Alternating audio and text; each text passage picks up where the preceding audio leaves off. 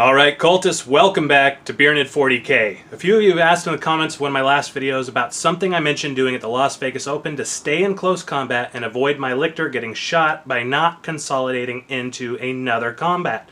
This is a simple thing if you actually see it instead of having me explain it to you. So I figured I'd do a different type of video format today, showing some of the tricks of the movement phase for melee armies and kill team. If you like this style of tactics video, let me know and I can do more of these in the future. Kill Team has an ultra competitive design element integrated into it, and the alternating activation in different phases mixed with great CP tactics really lets you play very competitively, very tactically if you know what to do when you're on that board. So that's what we're going to talk about today. We're going to talk about tips to help you succeed, be better in the melee phase, whether you're playing Orks, cultists of some kind, Chaos Cultist, Heretic Astartes, the Genestealer Cults, Orks, anything like that. You'll find some helpful tips in today's video. So hit that like button, subscribe to the cult here on Beeranid 40k, and with that out of the way, let's talk about being better in the charging and the combat of Kill Team. Alright, so just a little recreation of kind of what happened. This is a little different. I'm doing this on a arena board right now. At LVO I was playing against Admech. I'm setting up. I'm putting down my Hormagaunts first and waiting to see where they put the juicy stuff, and then I counter deploy with something that can get that in that first round, possibly through the veteran tactic, through Metabolic Overdrive, something. And there's something that every close combat army has that can deal with it. But I'm just talking about this specific case right now. We'll talk about some other things later in this video. So this is just kind of what I have going on here. I don't have Admech. I have my Krieg models that I'm building up. These are Death Corps of Krieg. I have 2 plasma guys and a flamer and stuff, but we'll just pretend these are all plasma guys. And so basically I had to get up on top of something and get in and take all of these guys out with just him. The problem that you're faced, and a mistake that I think a lot of people make, is that when you get into close combat and you kill a guy, a lot of times you're allowed to pile in, and a lot of times people will take advantage of that. They'll go, okay, 3-inch pile in, now I'm in close combat with this guy. The problem with that is next turn he can fall back, his full 6-inch move. Now he can't shoot because he fell back, but this guy can.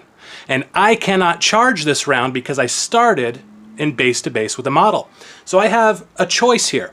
I can stay still and shoot, or I can fall back my full distance movement, which in the case of a lictor is 9 inches, right? To try and get away from this guy. Maybe I would duck around some cover, something like that, but I cannot just stay here out in the open as a melee model and get shot up by these guys. He can't shoot this turn. Remember, he fell back, but this guy can. Maybe there's a guy over here, something like that. So we have to do things a little differently. So what I did is, it was a situation sort of like this. I started way on the other side of the board. These guys are up, remember? So I had to get across the board and up a piece of terrain. Luckily, Tyranids have a tactic called Metabolic Overdrive for 2 command points. So the way that works is, first I do my normal move, so I get my 9 inches. That got me up to where I needed to go, basically, on the bottom of the piece of terrain. Next, I get to declare my charge. So I declare the tactic, Metabolic Overdrive, I spend the 2 command points, I have to roll a d6, on a 1 I take a mortal wound. That was a 4, I do not take a mortal wound in that case. So yay, I get to continue on with my charges. So he gets to fire his Overwatch first. So he's within rapid fire range, he fires 2 shots, hitting on a 6. No 6, we had 2 5s. So I get to charge now. I didn't take the mortal wound. I get to make my charge. So 2d6 charge, only a few inches away. I got another 10. So that is more than enough for what I need to get into here. So the rest of the movement phase happens. People get into their positions. The shooting phase happens. What needed to shoot, made its shots. Now it comes time for the fight phase. I charged, I hit first, unless he wants to use the decisive strike tactic and hit me first, which a little guardsman or a Admech guy who is a gunner is not going to be able to damage my 4-wound lictor enough to take him out of the game. So I get to attack first. He has 3 attacks base. I can't remember if it was my combat spec or a veteran spec who made it into CC first, but let's just say the base 3 attacks, hitting on 2s. 2 hits. Wounding on 2s. 1 wound. So, AP a bunch, he doesn't get to take a save. 2 damage each. That was only 1 wound that went through. I get to roll 2 injury dice because it is a 2 damage weapon with these grasping talons. So, 2d6 on a 4-up, he goes out of action. I got a 5 and a 4. He is dead. Like I said, I get a 3-inch pile in if I want to. A lot of people will take that and get base to base. I did not, and this is what I'm talking about. Because next phase, instead of me being here and him getting to back out and this guy shoot, I'm right here ready to charge again. So now charge, 2d6. Well, first he gets to shoot at me. On a 6 he hits. No hit, we got 2 4s. Now I get to charge, 2d6. And I make it with a 9 with only like 3 inches between us. Boom, now I'm in close combat again. Rest of the movement phase happens, shooting phase happens, now I have chargers, I get to go first in the fight phase. 2d6, or 3d6 actually, on him, hitting on 2s. All 3 hit, wounding on 2s. All 3 wound, no save, 2 damage each.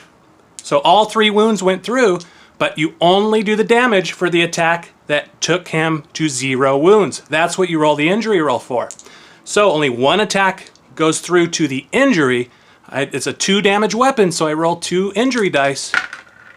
And with a 4, he is out of action. Again, I do not consolidate in because I want to do the same thing in the next turn.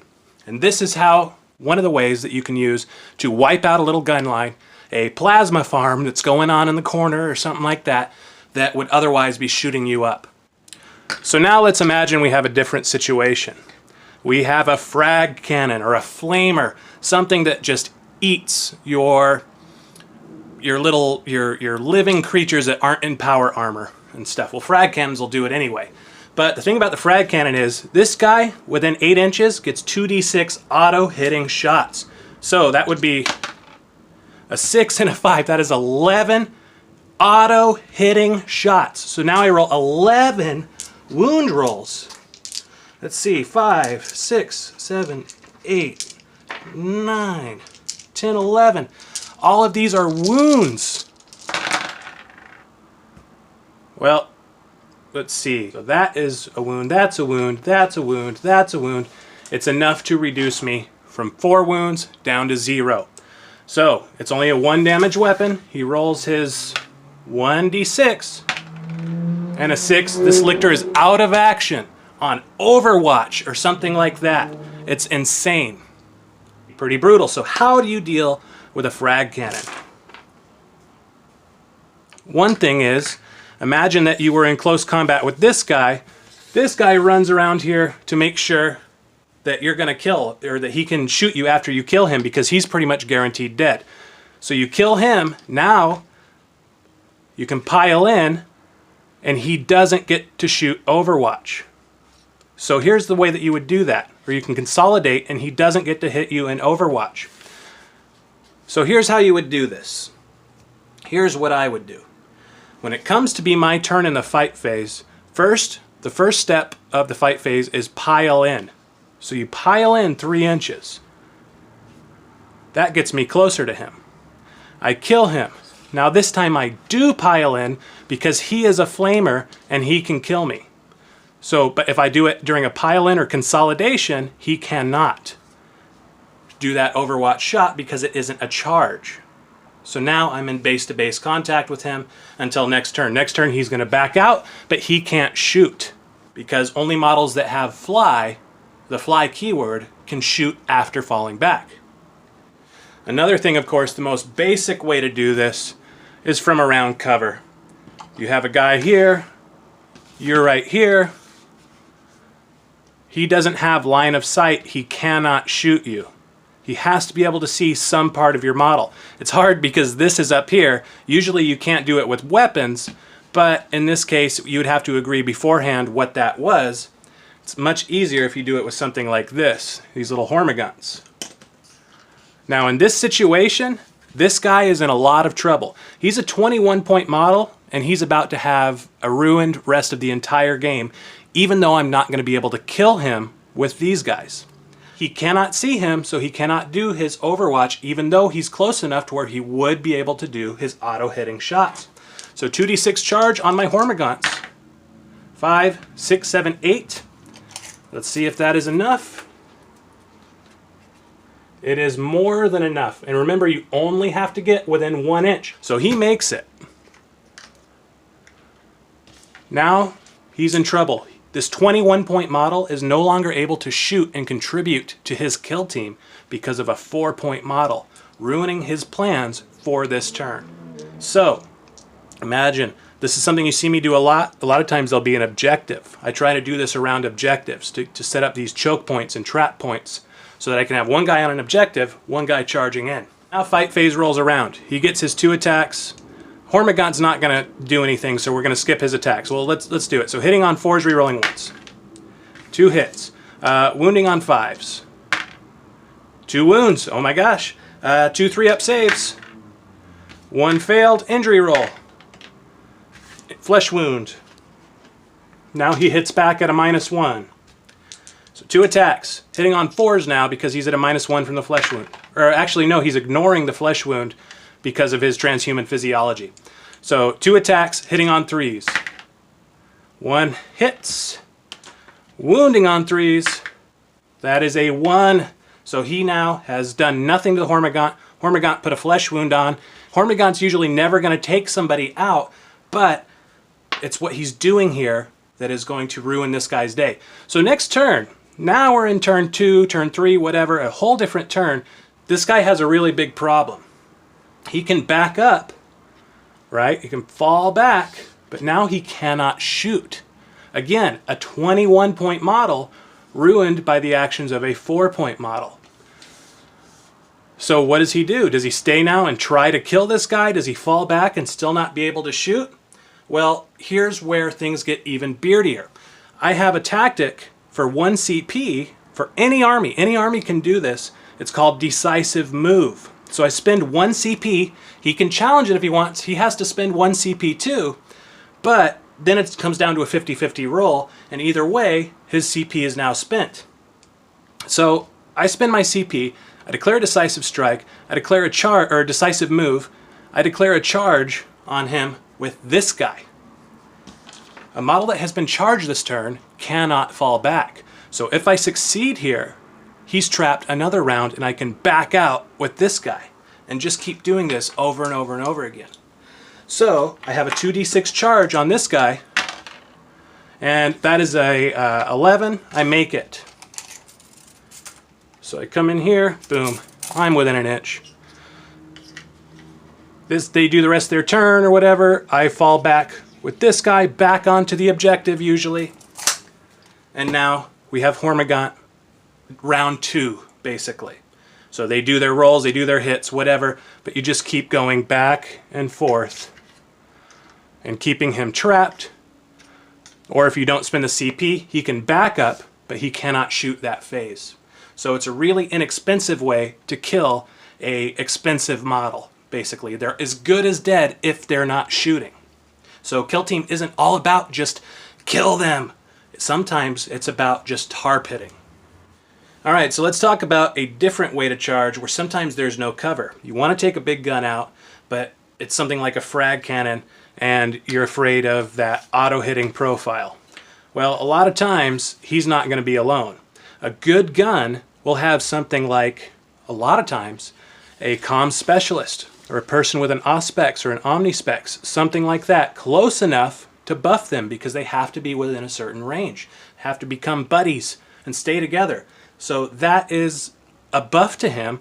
It grants him a better shot because you can have plasma hitting on 2s, rerolling 1s if you have a sniper spec and a comm spec and he's omnispexing this guy or auspexing this guy. There's a lot of crazy stuff you can do, but to take this guy out, you focus on him.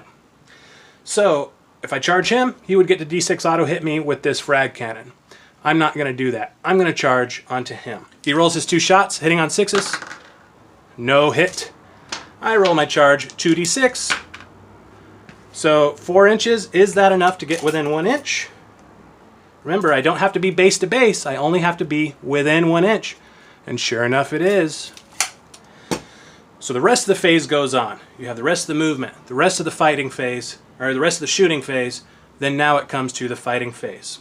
So what I do here is in that pile in where I have 3 inches, I come base to base with him. Now here's the problem. I can't hit him this turn because models that charge can only attack models that they declared a charge on or that charged them.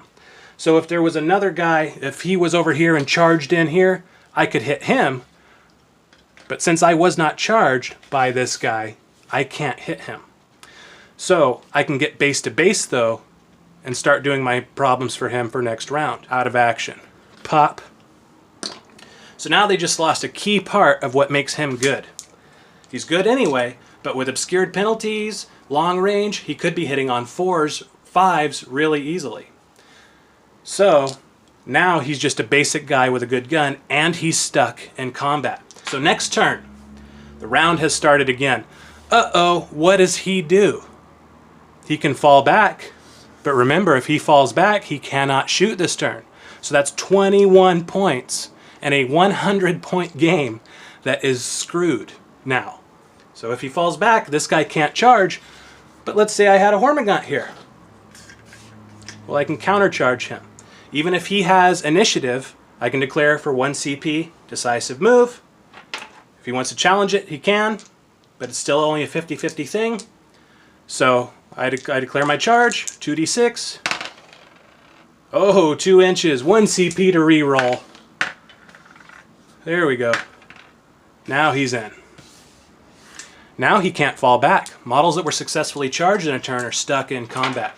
So now I have a charger. Who knows who has the initiative at this point. He's not going to be able with his 1 attack, 1 damage to take 3 more wounds out. And you saw what happened to his friend. He's in a lot of trouble. If you like these kind of tactics, layouts, where you're actually looking at a board, looking at models, let me know because I can try to do this more often. There's a lot of beardiness to share with you guys in Kill Team. It amazes me when people say Kill Team isn't a very competitive game, it's a very fluffy game. It's like they wanted it to be fluffy, but it's not. If you listen to these people saying that Kill Team isn't competitive, they're not using their command points and things like that. They're not taking advantage of the alternating activations. That's not, I move my entire army and then I attack with my entire army, I shoot with my entire army, all that stuff before you get to do stuff. Kill Team is not like that. It is not like normal 8th edition. You move all your guys, they move all their guys. There's tactics to interrupt what they're trying to do, and then it's alternating. So what you pick to move, to do, to attack matters because it could change what you have left on the board to maneuver. You might want to move one model before the others.